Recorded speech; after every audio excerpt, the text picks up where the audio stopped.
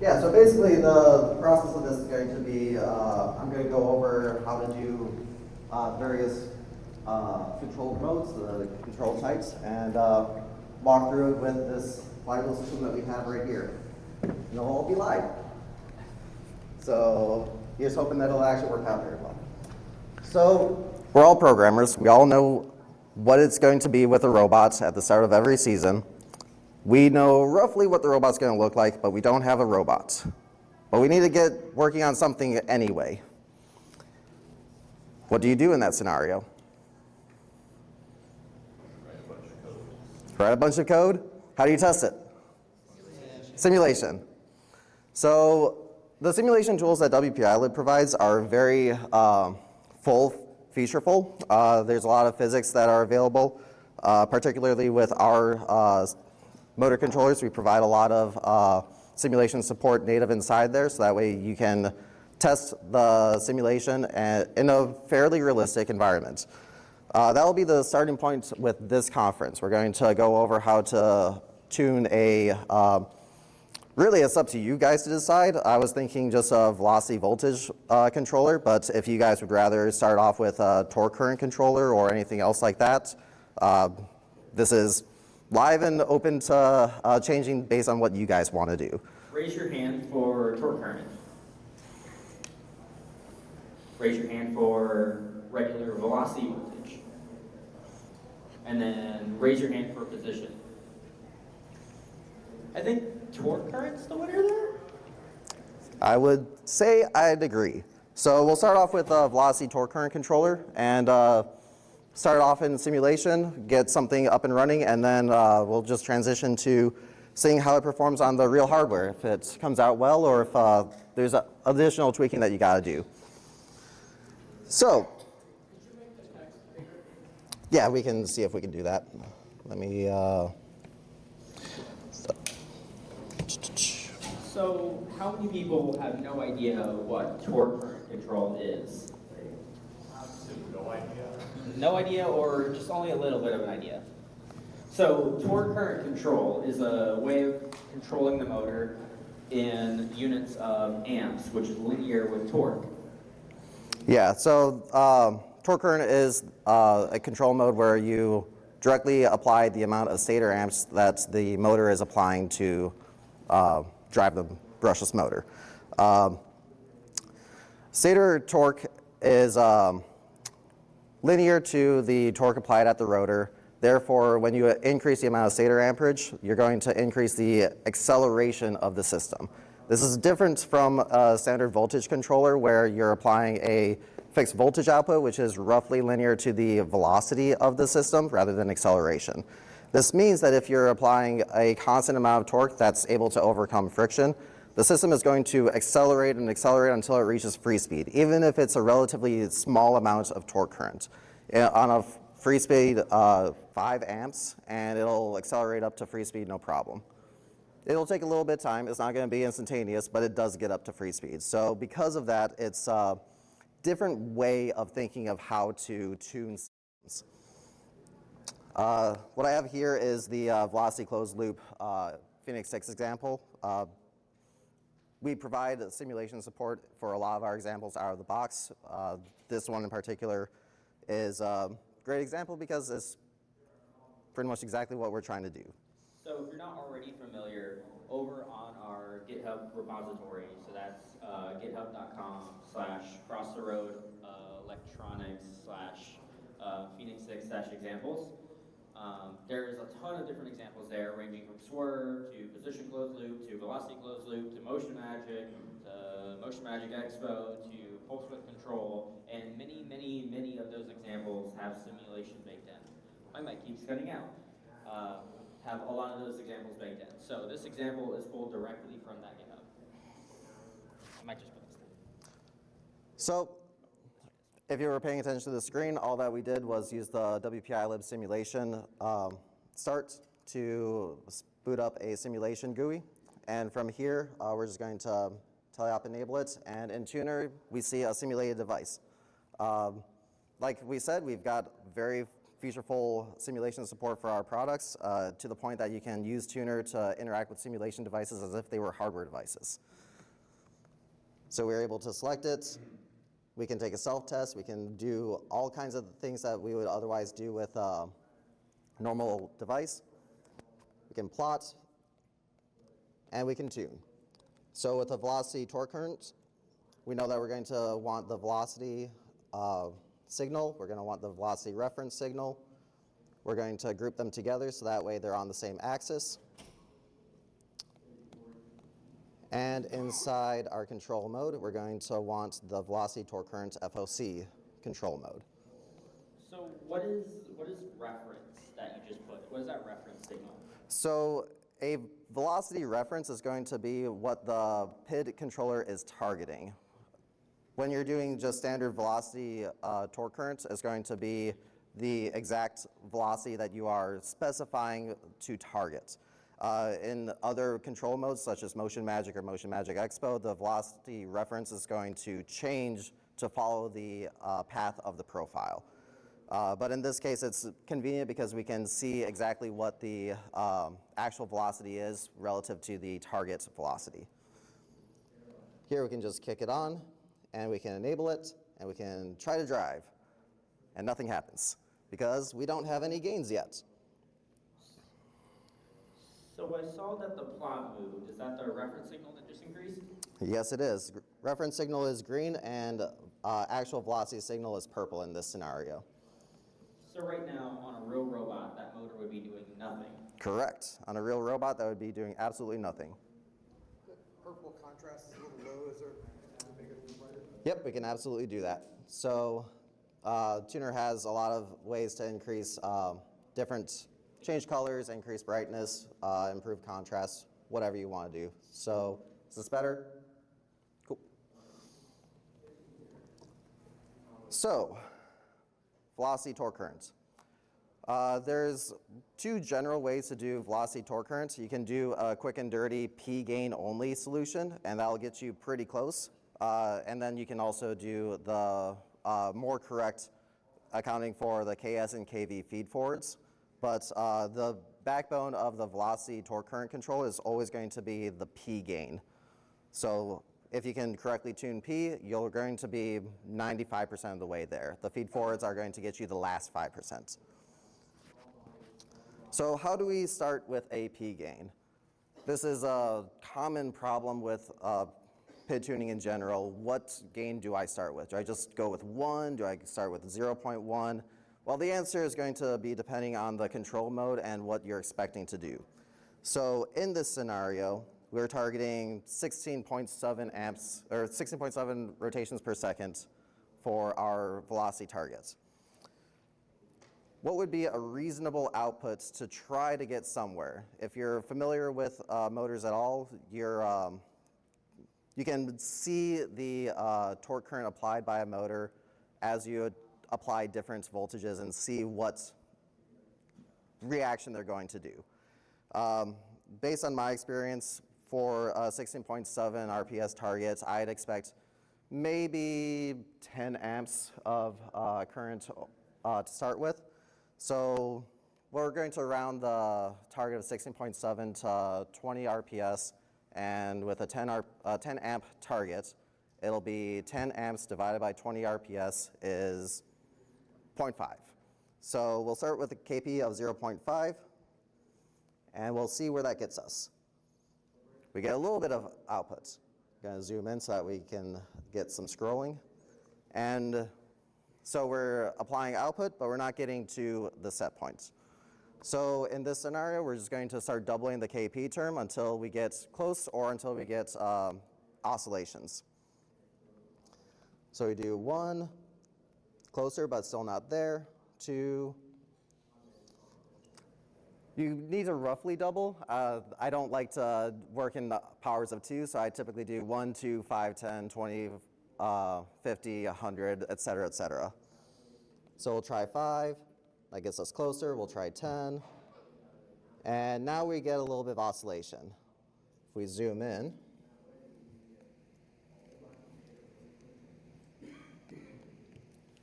you can see that it's a pretty aggressive oscillation. So we're going to back off here. Good thing it's in simulation. We're not damaging any real robot parts.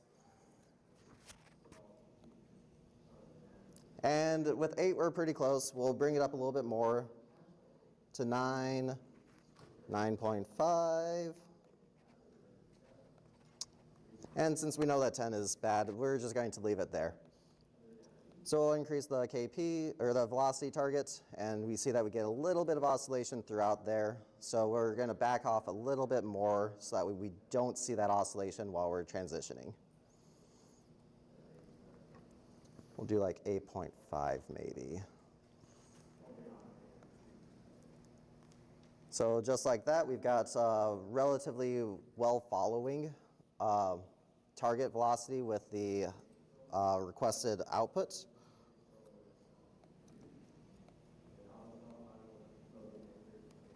And so it is pretty consistently 4 RPS below here at the 100 RPS point. At 52 RPS, we're 2 RPS below. So it looks like we're going to be undershooting by 4% or thereabout, or 10%? I can't remember exactly how to do that math. It's 100 RPS is free speed, so if you're 4 RPS difference, well, your reference is 16? 100 RPS target, 96 actual, that's 4 RPS under. So, yeah, 4%. You got it right. Is this simulating only motor or is this some velocity testing? So this is simulating with friction and drag as well. So the example code for setting up the simulation environment for the flywheel mechanism is on GitHub. So you can kind of find it there. It uses the WPilot classes for simulating a DC motor sim, and then a couple of extra bits added on top of that for handling friction. Friction and drag. Friction and drag. Yep. I'm just gonna give up on the mic. I'll just talk louder. So consistently under by 4% is not too bad, just with a pure P gain. We're definitely going to make that better using the feed forwards with KS and KV, but if you're in a rush, you can do a velocity torque current controller with only P and get pretty darn close. Let's go ahead and bring this over to the real robot and see if it actually performs well. So, real quick, so typically from my understanding is with velocity systems usually start with a feed forward first approach. Why did you start with a feedback first approach? So in this scenario, we're doing only feedback. Feedback first because it's the only term, just as a quick reference to get a pure P quick starts set up. If I tried to do pure P with voltage-based velocity control, would that still work? So the cool thing with torque current is you can get away with only a P gain. In your voltage and duty cycle modes, pure P is not going to be sufficient. You have what's called the back EMF of the motor, where as the motor spins up, it's going to apply, the motor itself will be producing a voltage that the motor controller has to overcome.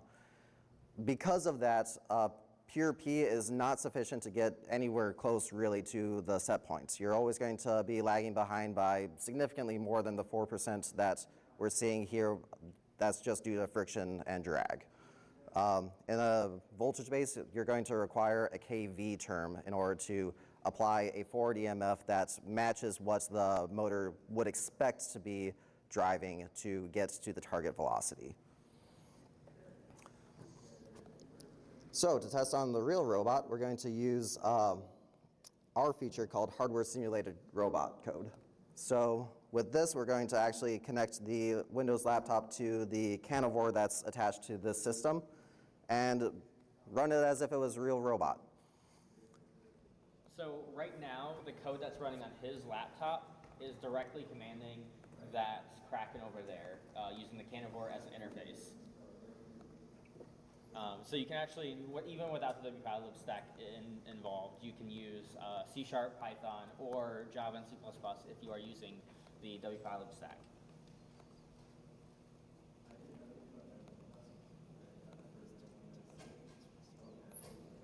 So what are you doing over here?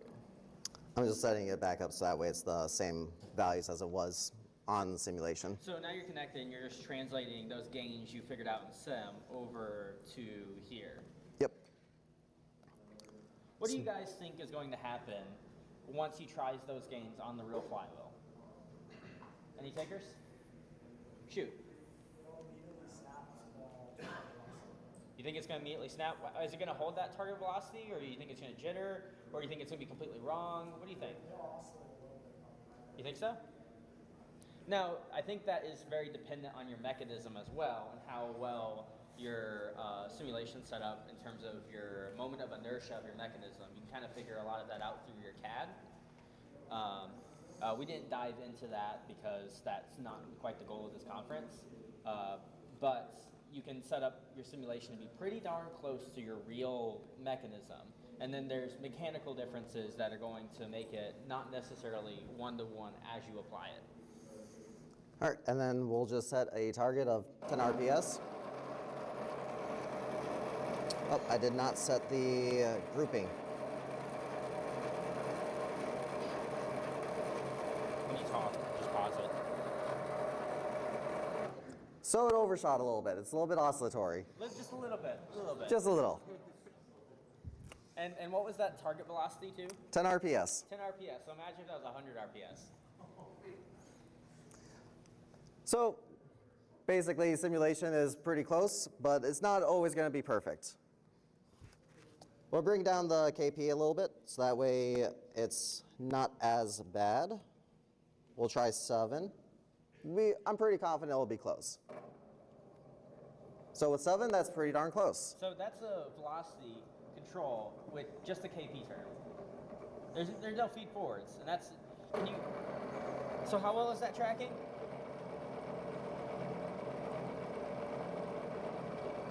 So you got plus or minus like 3 RPS. Yeah, right around there. Not It's perfect, not perfect. 1 RPS. But if you're in a pinch and you're very time sensitive, like the flywheel just got assembled 5 minutes ago, and your next match is in 5 minutes, this could be a very valid approach to that.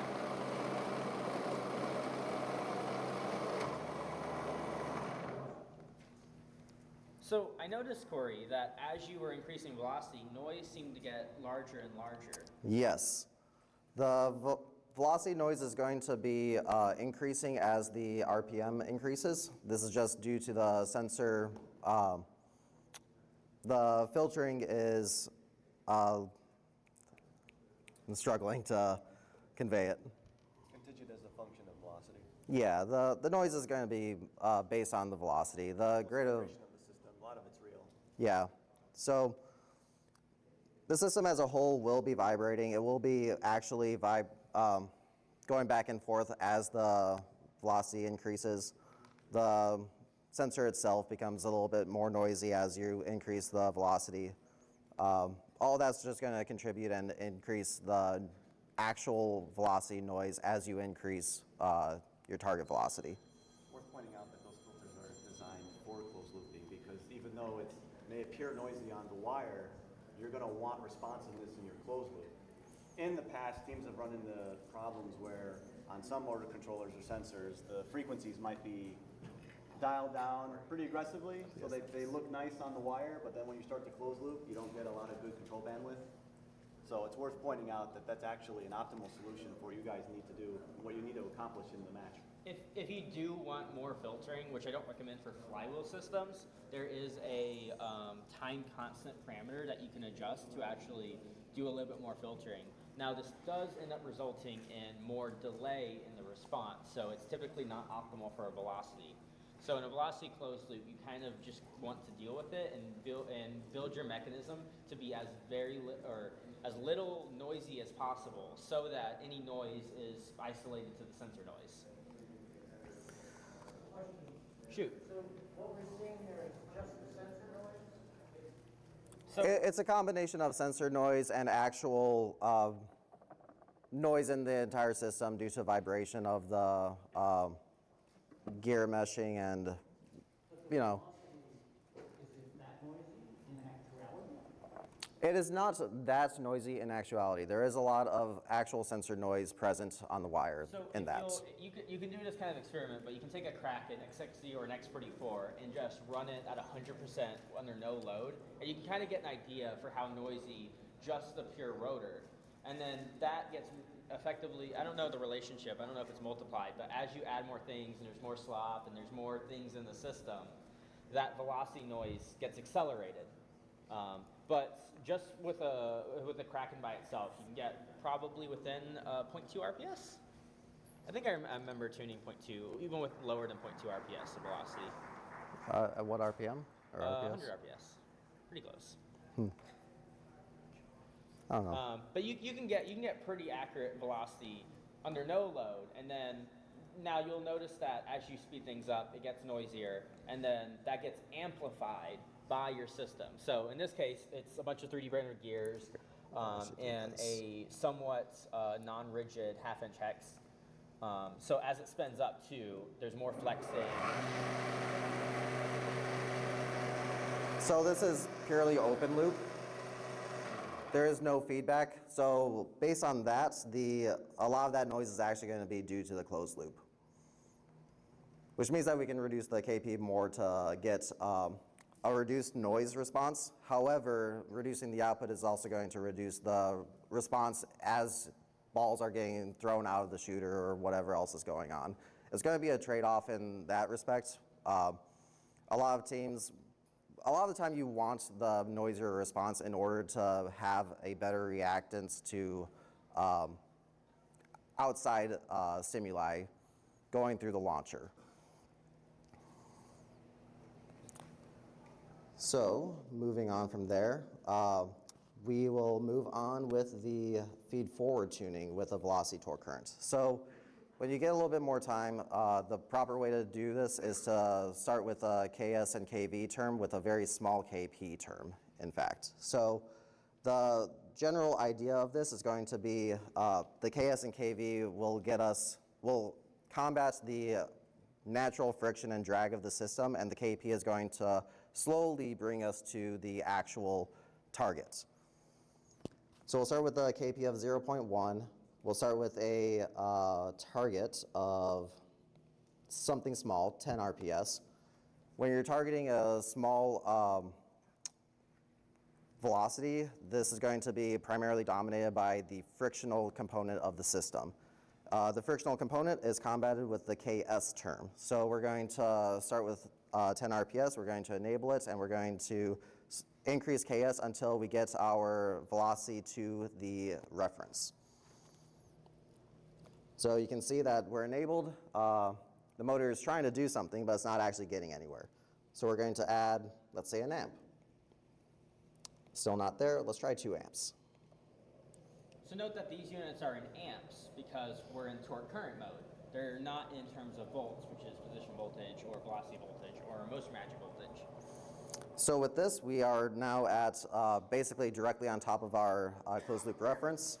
And we are sitting at with a KS of 3 amps. From here, we're going to target a faster velocity. And at these higher velocities, the drag component of the system is going to be the dominating term. And drag is stopped by using the KV term. So at this point, we're going to increase KV until we get to the target.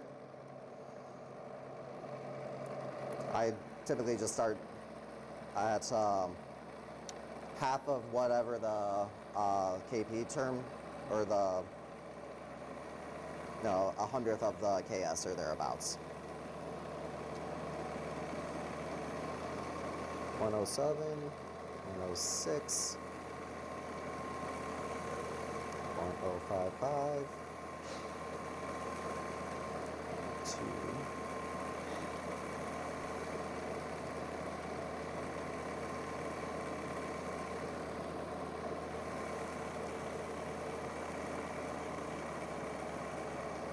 So it looks like this system has a little bit of a nonlinearity component with it.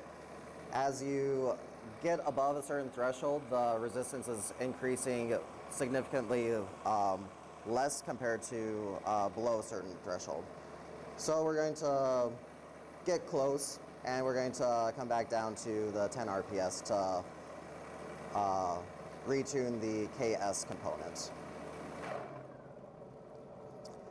And now with the KV component in circuit, it's going to overcorrect on the low RPS side, and we're going to correct that by reducing the KS term as a response.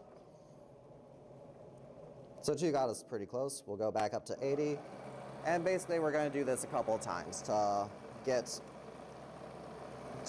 zero in on the correct KS and KV terms.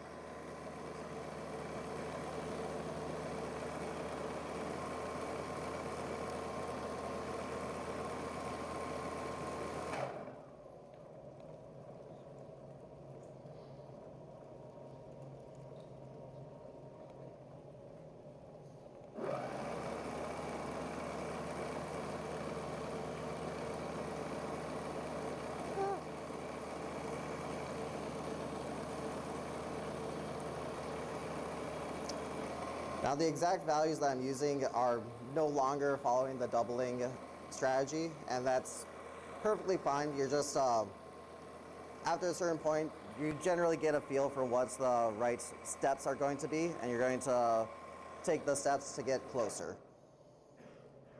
And with this, we've got a set of gains that seems to get pretty close on the 10 and 80 amp RPS targets.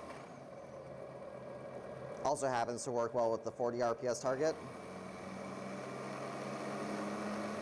100 RPS seems to be overshooting a little bit more than what I want, so we'll bring that down a bit.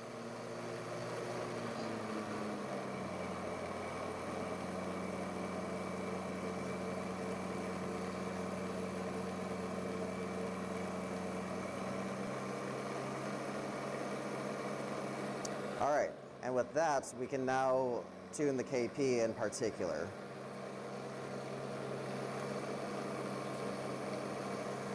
There. We already know roughly what the KP should be, around 8. With the feed forwards in place, we can be a lot less aggressive with the KP while still getting basically dead on velocity targets. And with 7, we're seeing that oscillation again.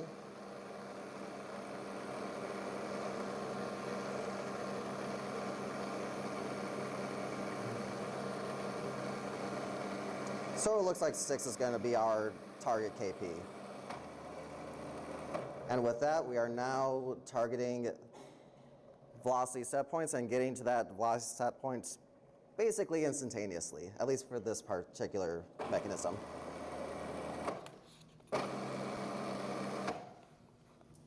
So let me make sure I understand your process here.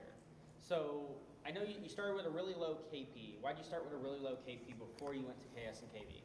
So low KP is to get the velocity to the target reference. When you are dealing with torque current, like we said, the target amperage is going to control the acceleration of the system. If you are below the target velocity, you need to apply positive acceleration to get to the velocity. If you're above the velocity, you need to apply negative acceleration to get to the target. So KP is always a component in velocity torque current systems? KP is always a component of velocity torque current systems. And then when you started going into your feed forwards, you were at a low velocity, you tuned your KS, you went up to a higher velocity, you treat your KV to get you higher or lower, then you went back and forth until you're able to reliably achieve a velocity just tuning those 2 parameters. Correct, and that's because at the low velocities, you're mostly dominated by the frictional component of the system, and the KS term will correctly account for the friction of the system. At the higher velocities, you're mostly controlled by the drag of the system or the viscous friction of the system, and the KV term is the linearizing term for that aspect. So are any of the other gains relevant in velocity torque current system? So KD at all, KI at all, are any of those relevant? No, not at all. The KD component is not at all relevant in velocity systems. This is due to the system having no real aspect of acceleration-based inertia. So if you're familiar with tuning a position controller, you realize that you're going to need a KD term to slow down the system as it approaches the target. That's because of Newton's law, where an object in motion stays in motion unless you're exerting a force to change the direction of motion or the magnitude of that motion. In a velocity system, you are applying a force to accelerate it up to a target velocity. Well, the acceleration of that system is not going to be maintained if you remove that force. The acceleration of the system is going to drop to 0 when you remove all forces present in that system. Therefore, you don't need a KD term to try to slow down the acceleration of the system. Instead, you just let go of the throttle and you are no longer accelerating. It should be a basically instantaneous velocity change in the ideal world. In practice, you have some springiness in the system that will exert some acceleration, but for most models, you can ignore that. Question out there? In a game like this where you have to shoot multiple game elements in quick succession, is the KD term viable to reduce the amount of time it takes to get back up to target velocity after shooting the game up? I would argue that KP is a more appropriate solution for accounting for game pieces getting launched by the shooter. Effectively, what you want the system to do is detect that something is passing through it and apply more power as a response in order to get the system back up to the target velocity so that way there's enough energy to launch the next object. KD can accomplish that by detecting that the change in velocity is dropping. However, in this kind of system where you're using torque current, it's generally just better to increase the KP term and say, if I'm below a certain point, I'm just going to apply this much extra amperage to get back up to speed. If you were doing this voltage base, would that like KS, KV jump up, down, be the same, or would? In a voltage-based velocity controller, it will not be the same process. You will be primarily starting with the KV term, trying to get the system to achieve the target velocity in an open loop configuration. You don't even necessarily need KP in this scenario. Once you're able to follow closely with the KV term at the higher velocities, you can use the KS term to account for friction at the lower velocities. You can follow the same process if you want to, but it's not necessarily the same, strictly speaking. Once you find your KS and KV, though, you then proceed with the KP term like we did with torque current. For me personally, it is flipped. I do prefer tuning position in voltage-based control modes rather than torque current control modes. However, there are specific scenarios where a torque current-based position controller is slightly more intuitive, particularly on high inertia systems. I tend to find torque current a little bit more intuitive due to the nature of being able to tune KA and KV a little bit more intuitively. One in the back there. Question? So exactly what subsystems would I use for and what would I use voltage? Which systems would you use torque current and which ones would you use voltage? That would be, again, personal preference. I would pick basically any flywheel to immediately use torque current. And when it comes to voltage, it would be primarily position-based controllers, but again, it's dependent on exactly what kind of controller mechanism you're actually trying to control.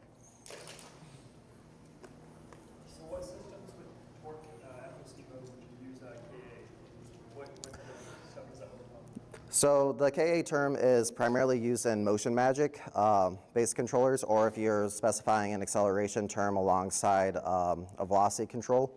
It is a feed forward for the acceleration term. And if we have time, which we should have time, we can do motion magic controlling to go over the KA term and see what it does and how you would tune a KA to get optimal control.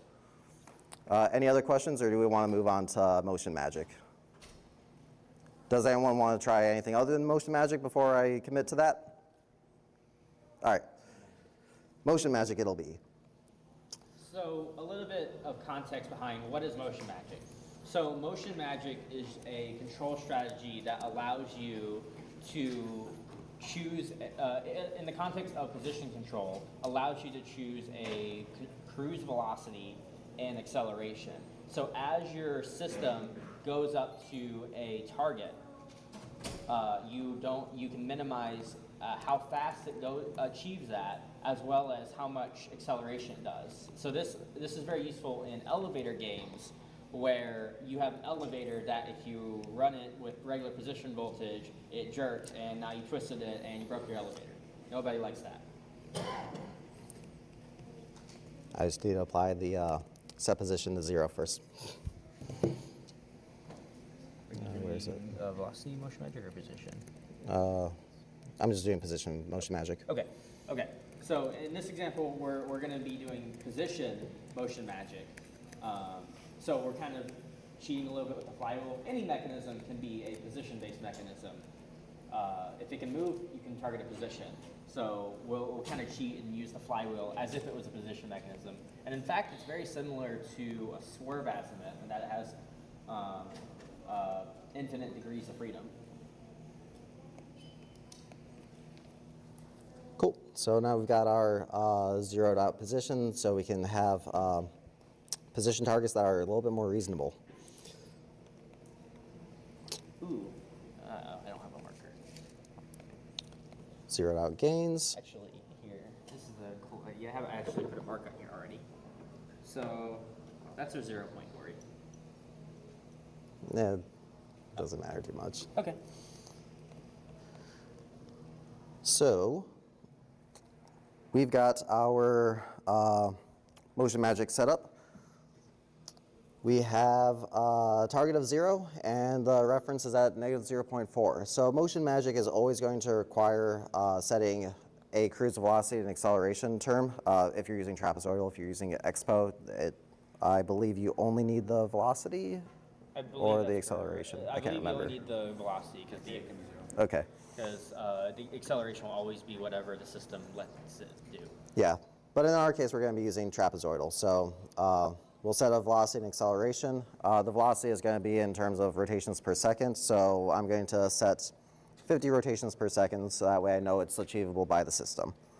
This is one-to-one setup. That all of the velocity targets are in units of mechanism rotation. So when you add your sensor to mechanism and I can't remember the rotor to sensor ratio, those make it so it's the rotation on the output side. So while you could do it from a rotor perspective, it's typically more useful to know how fast is your flywheel spinning in flywheel rotations, not how fast is your flywheel spinning in motor rotations. So you'll also notice I set the acceleration to be 200 with a velocity of 50 rotations per second and a acceleration of 200 rotations per second. That'll take it'll take 50 over 200, or a quarter of a second, to achieve maximum velocity.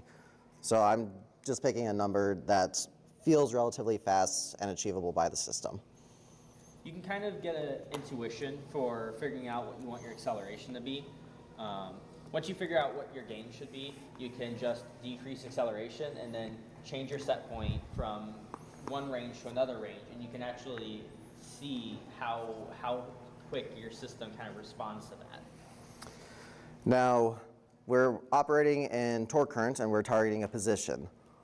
We're going to set a KP. We've got an error of about 10 rotations. Let's say at 10 rotations, we'd expect to apply, let's say 5 amps. So it'll be 5 over 10 is 0.5 amps per rotation. Now we're going to apply this, and I can almost guarantee you that's going to be oscillatory. This is a very small KP, but it's still going to oscillate a decent amount. Oh, maybe not. All right, so we'll increase KP and see where that gets us.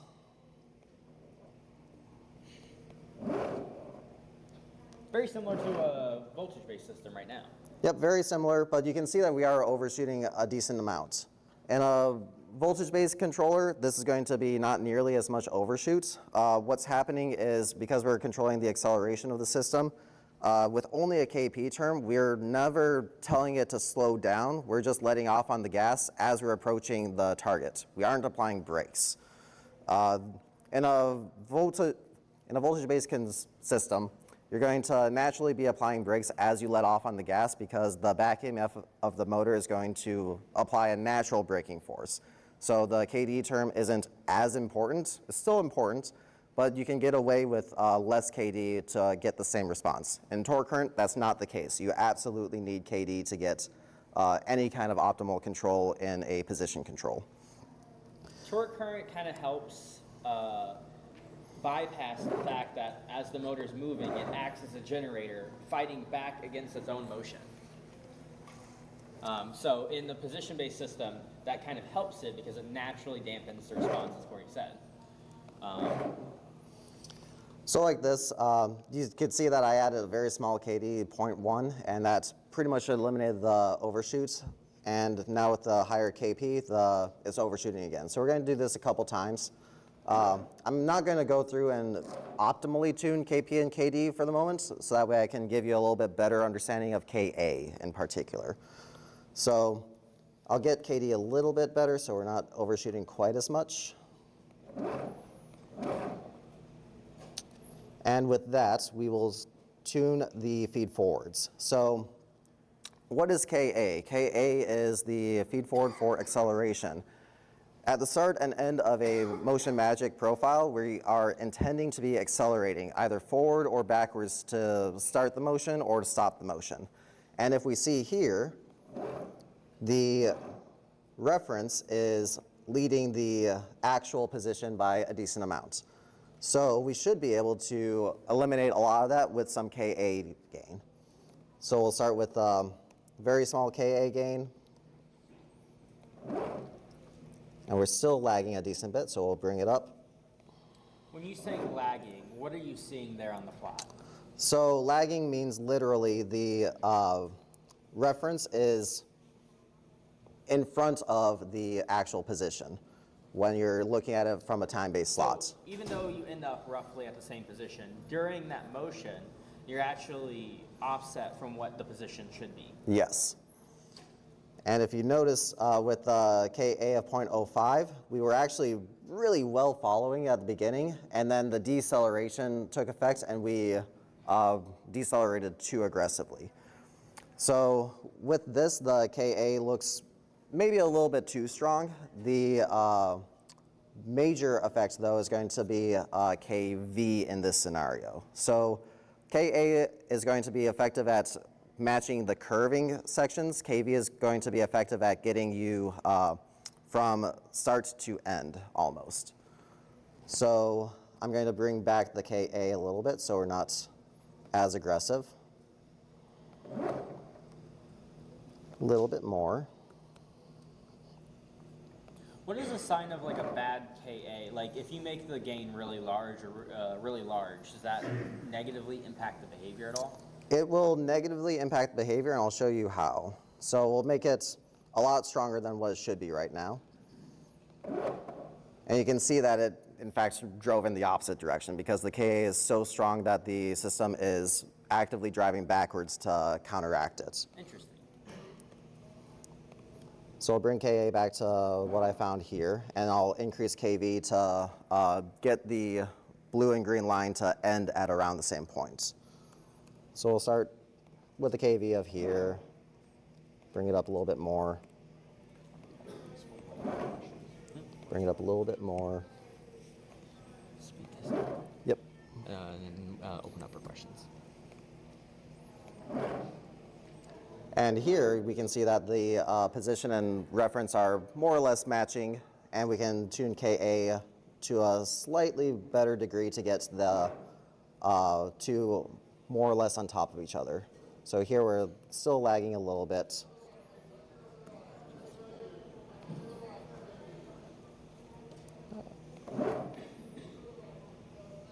Here we can see that KV is the reason why we're not getting there all the way. Since we're running up on time, maybe ask Yeah. another round of questions. And then This is generally pretty good. We're just going to increase the KP to get a little bit closer overall. So PID ends up being, well, just P and D gets you really, really close to what you want. PID ends up being a delicate balance between feed forward and feedback in all of the different parameters that kind of make a system track really, really well. Yep. And with this, we're pretty much doing a good tracking. The KP is, you can get pretty darn aggressive with.